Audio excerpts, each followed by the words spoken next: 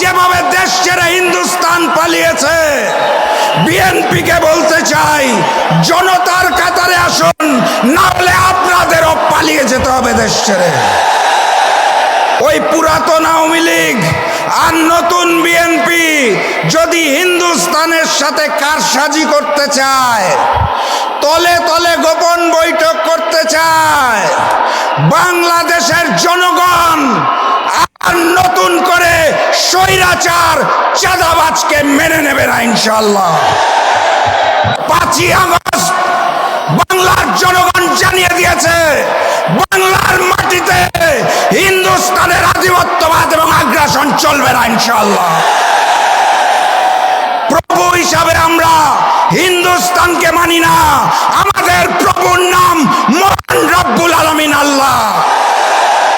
আল্লাহ ব্যতীত কারো সামনে মাথা নত করতে চাই না। জুলাই সনদে 84টা বিষয় নিয়ে আলোচনা হয়েছিল।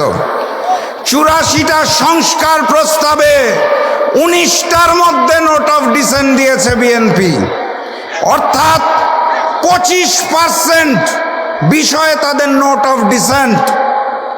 এখান থেকেই বোঝা যায় বিএনপি নতুন করে স্বৈরাচার হতে চায়, তারা সংস্কার মানে না।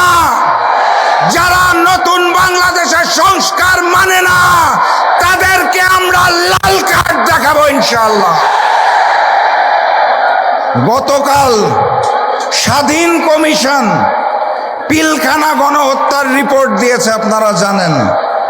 সেই রিপোর্টে স্পষ্ট করে বলা আছে, পিলখানা গণহত্যার জন্য আওয়ামী লীগ এবং ভারত দায়ী।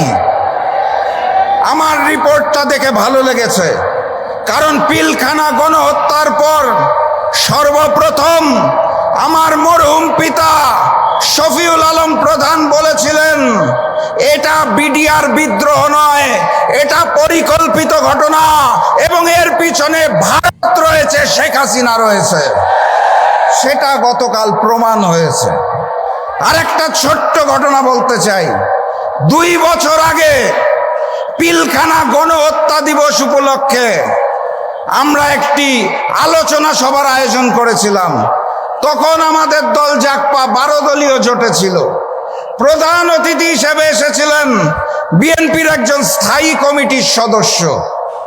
সেদিন আমি বক্তব্যের মধ্যে ওই হিন্দুস্তানের বিরুদ্ধে কথা বলেছিলাম দেখে বিএনপির ওই স্থায়ী কমিটির সদস্য রাগ করে সমাবেশ থেকে চলে গিয়েছিলেন। তারা বলতে চেয়েছিলেন, বাংলাদেশের রাজনীতি করতে হলে, ক্ষমতায় থাকতে হলে হিন্দুস্তানকে নাকি তুষ্ট করতে হয়।